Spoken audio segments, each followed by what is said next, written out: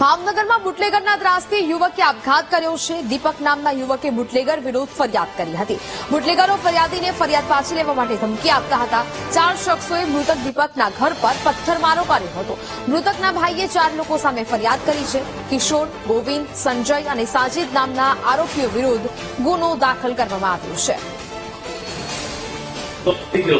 मैं कहूँ हूँ कोना खाना दवा पीती तो मन के किशोर मीठाभाई राठौड़, गोविंद भरवाड़, पछी आपणे संजय भोलाभाई चुरासमा अने साजिद दोलू उर्फे बेलीम आ चारेना कारण हूँ दवा पीता छूं।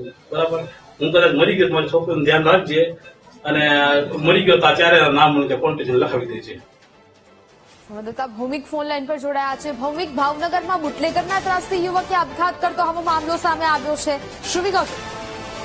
ચોક્કસથી જણાવ્યું છે ગત તારીખ 15 રોજ જે મૃતક યુવક છે દીપકભાઈ નામનો જે વ્યક્તિ છે તે દારૂના આંકડા ચલાવતો હતો। તેની બુટલેગરની વિરુદ્ધ ફરિયાદ કરતા બુટલેગરના ત્રાસથી જે દીપકભાઈ ચોટા નામનો વ્યક્તિ છે તેને યુવકે ઝેરી દવા પીને આત્મહત્યા અને જીવન ટૂંકાવ્યું હતું અને સમગ્ર વિગતની વાત કરી હતો।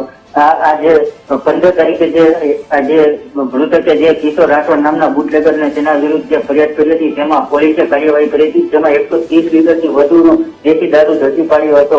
તેની દાદ રાખીને આ બુટલેગરો જે અન્ય જે 4 ઇસમો છે તેને આ જે મૃતક યુવાન છે દીપક તેને આ ઝાંકી મારી નાખવાની ધમકીને ફરિયાદ પાછી ખેંચવાની ધમકીઓ આપી હતી। તેને લઈને તળાજા પોલીસ સ્ટેશનમાં સમગ્ર ઘટનાની ફરિયાદ નોંધાઈ હતી અને હાલ જે છે તમામે તમામ જે 4 આરોપીઓ છે તેને પકડવાની હાલ જે છે તે તપાસ ચાલી રહી હતી।